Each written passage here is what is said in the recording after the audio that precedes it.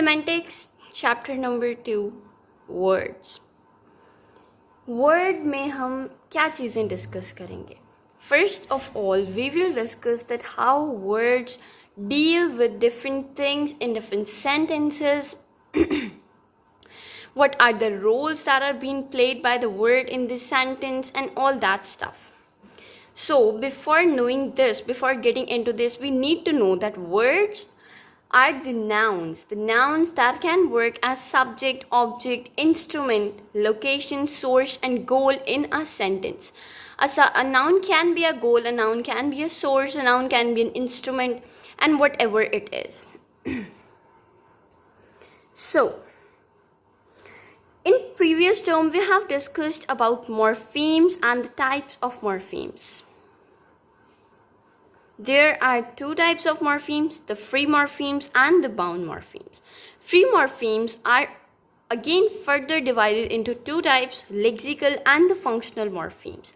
So, here it comes about the word and the division of word about each and every stuff. For example, lexical words are the nouns, adjectives, adverbs, and verbs. Means the word that carry the meaning of the sentence or the message of the sentence. In short, lexical words are known as content words. So, lexical words are the content words that have all the meaning and can stand alone in a language and have the meaning. And functional words are the pronouns, prepositions, interjections, and articles. These are the words that play an important role or the function for the lexical words. These are the words but depend upon the lexical words. They cannot stand alone in a language. They can stand alone, but they are functionless when they are alone. When they are without the lexical word, they are actually functionless.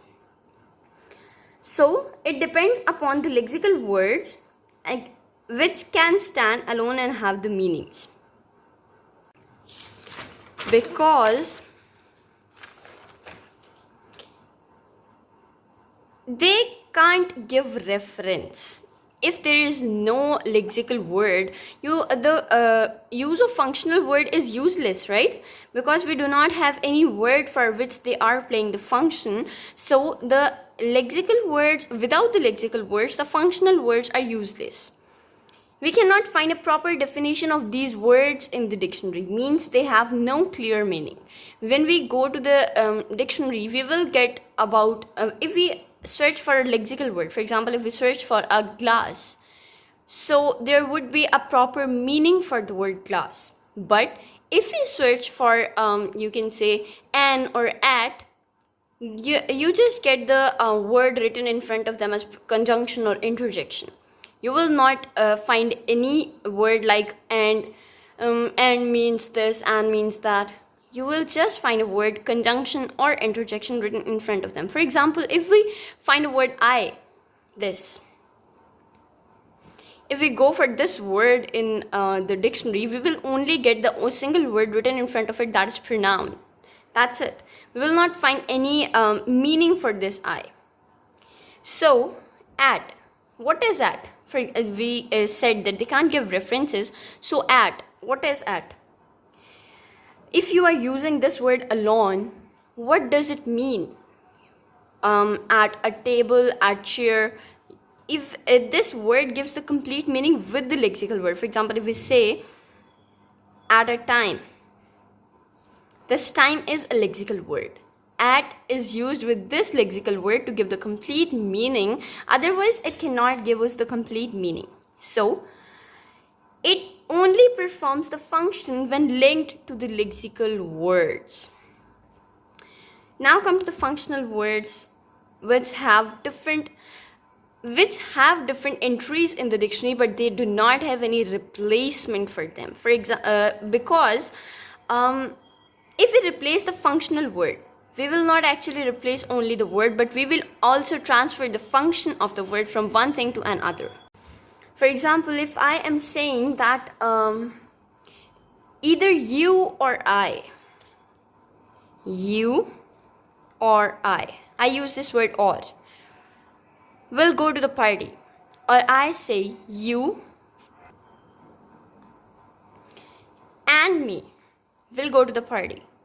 I only changed this functional word and or, and the whole function of the word is changed. For example, when I said you or I, this means that one of us will go to the party. But when I said you and me, this means that both of us would go to the party. So the functional words cannot be replaced, because if they are replaced, the whole meaning and the function of the sentence is changed. Because as I already discussed, they do not have any replacement, because if we replace them, the meaning is changed, and if we replace them the functional words, the purpose will also be changed. Okay, so for example, if I use only, we can use only am with I, neither the word are nor is. I is the only pronoun which is specified to be used with am. We cannot use the word are, we cannot use the word is with I. Okay, moving on. Lexical words are known as the full words, while functional words are known as the form words. Full words mean the words that have proper meaning, that have proper entries in the dictionaries and all that stuff. And form words are the words that are used to form something. So, lexical words are the full words or the form words. Full words, they have easy to have the meaning, because they can be defined with the different set of words in the language, so they are easy to have the meaning. But the form words have an have a conventional meaning which cannot be changed. Conventional means statistical meaning, unchangeable meaning. So, form words have the meaning which cannot be changed. Conventional words, now this is the important concept, that conventional words depend upon the arbitrary spaces between them. What are these arbitrary spaces? Conventional words are the words that we speak, are the words that we use. Conventional words depend upon the arbitrary spaces. These arbitrary spaces are the spaces that are used in between the words. For example, if a person says football, we all know that he is talking about the sports ball which is played by the foot, football.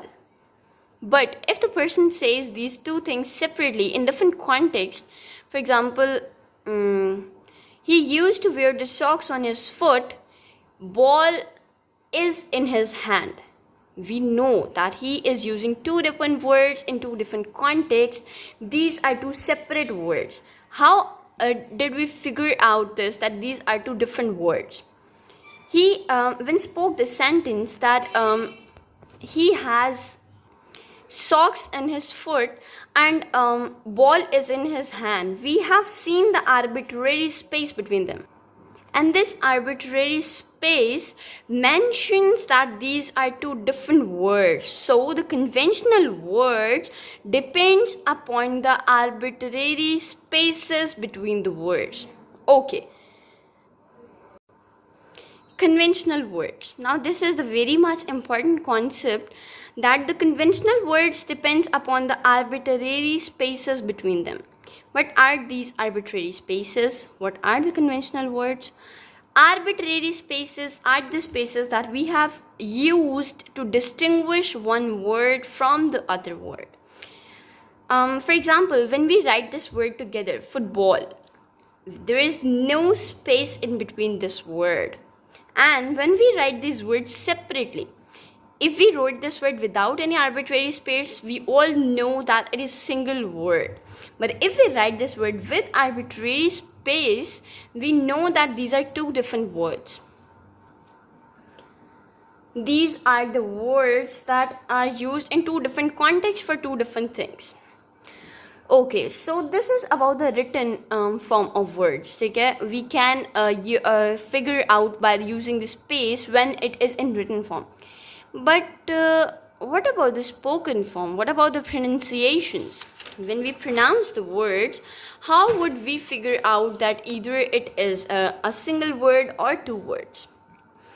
In the pronunciation, we can figure it out through the tone, to the face expressions, and through the stress unstressed level, which is very much important in the pronunciation. Lexical words are stressed in usual pronunciation. When it comes to the usual pronunciation, the lexical words are the stressed ones rather than the functional words. For example, if I say he and I are going for a party. So I said he and I.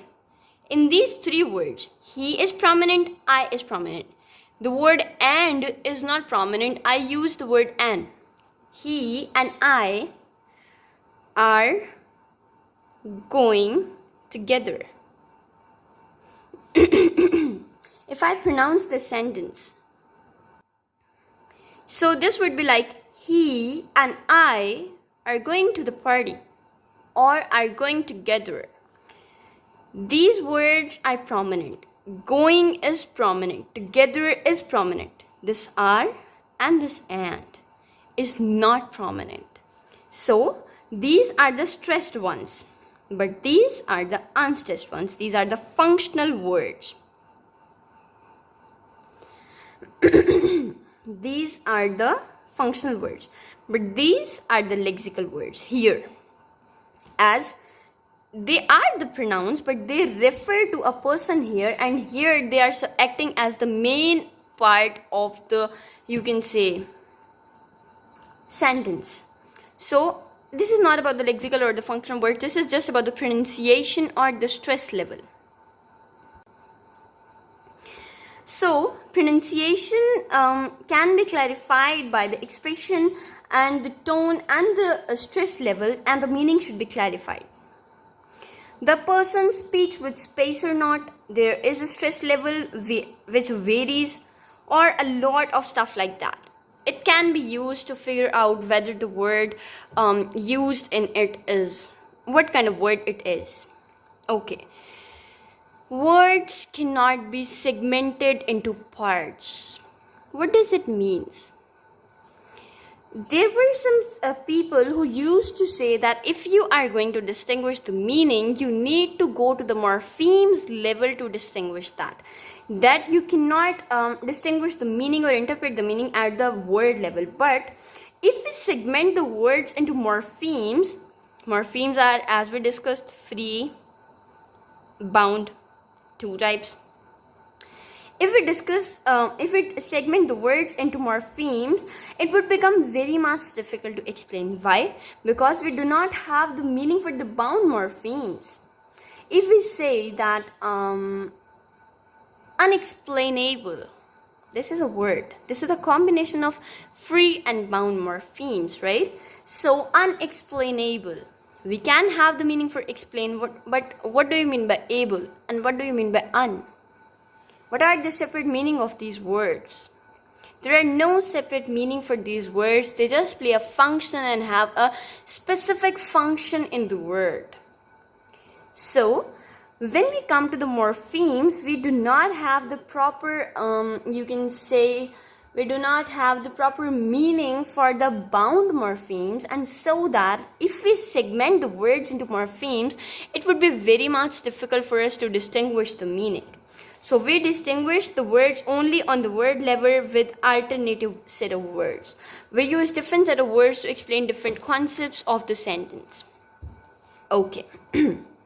There was a person named as Roman Jacobson has given 3 language meanings: interlingual meaning, intralingual meaning, and intersemiotic language or meaning. Interlingual meaning, from one language to the other language. Interlingual means when we translate the word from one language to the other language. For example, if we use the word if we spoke a word in English and then translate it into Urdu, then it is the interlingual meaning. Intralingual. What is intralingual? Within the same language. When we discuss something within the same language, then it is the intralingual. For example, in dictionaries, we have been using the intralingual language for centuries and centuries. there is a word, and it is again explained with the different set of words of the same language. So this is intralingual. Intersemiotic language that converted the words to sign language. Okay, so when we talk about the functional words or the formal words, we can only use the intralingual language, because not the semiotics and the interlingual language can explain the whole concept we want to portray. A single symbol or the words in other language usually can't explain the functional words. This is the basic problem. That in Urdu, if we say maine pani piya, then how would we translate it into English? I drank water. So now what? What does this name means? Main I piya drank pani water. What does his name means? This is the problem, that when explaining the functional word, this is actually a functional word, right? So while explaining these functional words, you need to stay within the intralingual meaning so that the functional words are not missed in the translation. So this is all about the word semantics, chapter number 2.